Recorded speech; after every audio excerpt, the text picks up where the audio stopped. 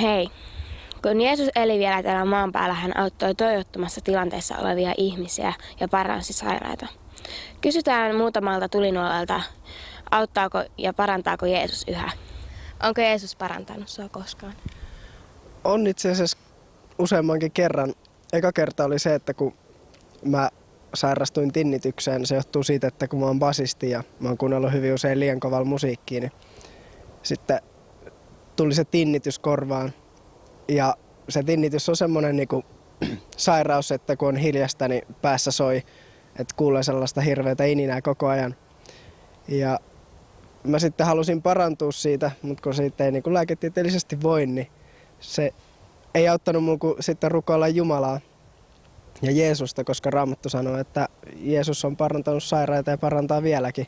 Niin mä sitten rukoilin sitä ja monet muutkin rukoili mun puolesta. Ja sitten kerran sellaisessa nuorten konferenssissa tai kokouksessa, niin siellä sitten pyydettiin, että ne jollain korvisvikaa ne tulisi eteen rukoiltavaksi. Ja mä sitten olin, että jes, nyt on mun tilaisuus tullut, että nyt mä menen eteen. Ja sinne mä menin ja mun puolesta rukoiltiin ja siinä samana iltana sitten, kun olin menossa nukkumaan, niin tarkkaan oikein kuuntelin, että kuuluuko siellä sitä ininää. Ei sitä kuulunut sitten ollenkaan ja sitten parannuin siitä sinä iltana. Onko sä parantunut vielä jostakin muusta asiasta? Joo, sekin liittyy kuuloon, että just sen musiikin kanssa ne sitten sattui käymään silleen, että mun tää oikea korva vähän huono, niin se kuulo siitä, että mä kuulin tosi vaimeasti kaiken. Ja se on ollut hyvin usein niin kuin tukkonen ja sellainen lukossa oleva. Niin mä sitten halusin siitä parantua ja no sitä rukoiltiin mut tosi vähän aikaa, että se itse asiassa kävi silleen, että mä en edes ekaksi tiennyt, että mä olin parantunut siitä, että kerran ratikassa mä kuuntelin korvalappustereoita ja kuulosti hirveän kovalta, vaikka normaalisti se on ollut ihan niin kuin normaali äänentaso. No sit mä rupesin kokeilemaan siinä, että miksi se on niin kovalla. Mä toin hiljaisemmalle ja sitten kokeilin niin kuin korvan erikseen ja täysin sitten siinä, että hei mä kuulen oikealla korvalla niin kuin ihan normaalisti samalla tavalla kuin vasemmalla. Se oli semmoinen toisenlainen parantuminen, mitä mulla oli.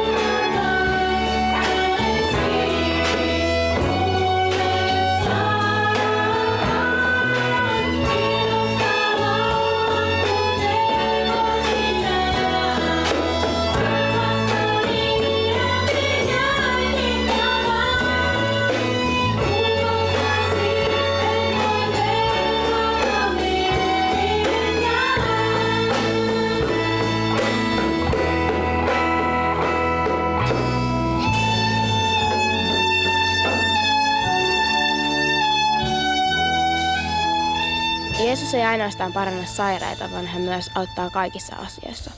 Annetaan sairaan kertoa kokemuksistaan. No, mä oon 17 vuotta ja mä asun Vihdissä. Tai oikeastaan tarkemmin sanottuna silleen Otalammella, että se on niin kuin vähän Vihdistä silleen syrjemmässä. Et siellä on sitten, meillä on 2 koiraa ja 1 pupu, niin niitä on hyvä pitää siellä sitten pihalla, kun on iso piha ja semmoista. Onko Jeesus ikinä parantanut sinua fyysisesti? No, on se siis semmosiakin niinku ns. Pikkujuttuja tai pääsärkyjä ja semmoista, mutta sit kans mulla oli kerran semmonen aika paha ihottuma käsissä Niin se oli aika pitkäänkin aikaa. Niin sitten kerran leirillä, kun mun puolesta rukoiltiin ja mun käsien puolesta silleen, niin sitten sen leirin jälkeen mä huomasin yksi päivä, niinku, tai siis melkein heti sen leirin jälkeen, että mun kädet oli, niinku, tai se ihottuma oli parantunut kokonaan. Että kädet tuntui ihan sileiltä ja ihan terveet kädet. Semmoinen parantuminen. Miten sä oot saanut apua, jos sulla on ollut vaikeaa? No, meillä nyt on tässä ollut silleen, että meidän äiti ja isä muutama vuosi sitten eros. Se oli aika semmoinen niinku, ns. Semmoinen vaikea tai semmoinen inhottava ero. Että se oli, siinä on vieläkin kaikenlaista riitaa ja muuta häslinkää ja ihan on oikeusjuttujakin ollut. Ja siinä asiassa sitten niin Jumala on niin kuin auttanut mua tosi paljon. Että niin kuin mä oon saanut Jumalasta silleen vahvistusta ja niin kuin ylistyksen kautta on niin kuin parantunut silleen niin kuin henkisesti hirveästi. Ja sitten ihan niin kuin muiden uskovaistenkin kautta on saanut tosi paljon apua. Ja niin kuin hyvä esimerkki oli just se, kun mulla oli yksi, tai siis ei mulla ollut oikeudenkäynti, mutta mä joudun todistamaan yhdessä oikeudenkäynnissä. Niin sitten mä aluksi jännitti ihan hirveästi ja kuitenkin sitten kun mä rukoilin, niin Jumala niin kuin auttoi tosi paljon. Että mä sain semmoisen niin kuin rauhan ja varmuuden, että sitten ei jännittänyt enää niin paljon mennä todistaa. Ja sitten se meni ihan hyvin ja tuomarit uskoja ja kaikkea. Ihan hyvin meni. Monenlaiset ikävät asiat voivat särkeä ihmisen sydämen. Voi olla ongelmia kotona tai koulussa tai kavereiden kanssa. Usein kun sydän on särkynyt, ihminen etsii lohdutusta muista asioista, jotka tuovat vain suuremman pettymyksen. Mutta onko mitään, mikä voisi todellakin parantaa särkyneen sydämen? Katsotaan seuraavaksi tästä draamaa.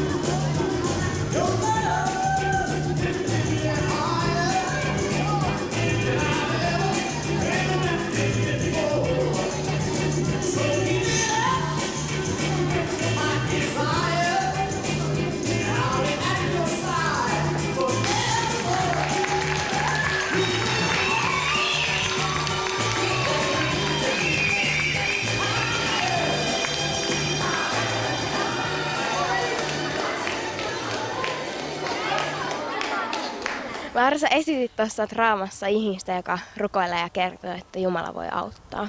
Niin auttaako Jumala oikeasti niin sua? Joo, kyllä se auttaa. Miten Jumala on auttanut sua? No mun vanhempien ero oli aika vaikea asia mulle ja sitten Jumala niin on vähän toivonut molempina vanhempina mulle ja silleen antanut niin ilon sydämiä silloin, kun on ollut surullista. Auttaako rukoileminen oikeasti? Joo, kyllä se auttaa. Esimerkiksi mä oon pyytänyt Herralta voimaa, että mä selvisin tästä, niin Herra on antanut mulle voimaa syyn pysyä iloisena.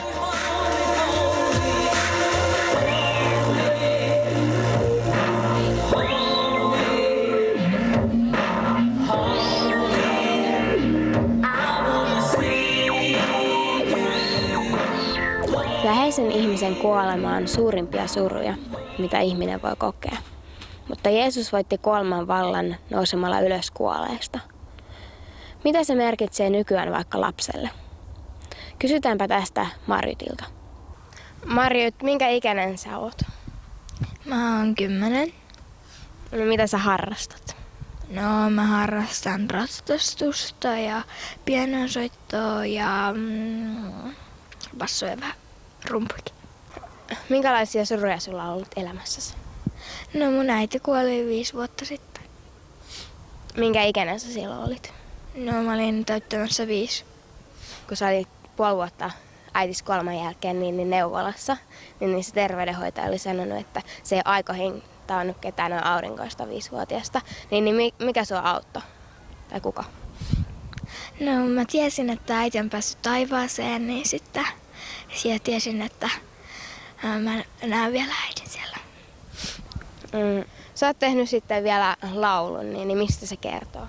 No se kertoo siitä, että mä rakastan Jeesusta. Minkä ikäisenä sä teit sen?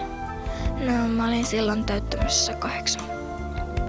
Seuraavaksi me nähdään siis musavideo siitä sun laulusta.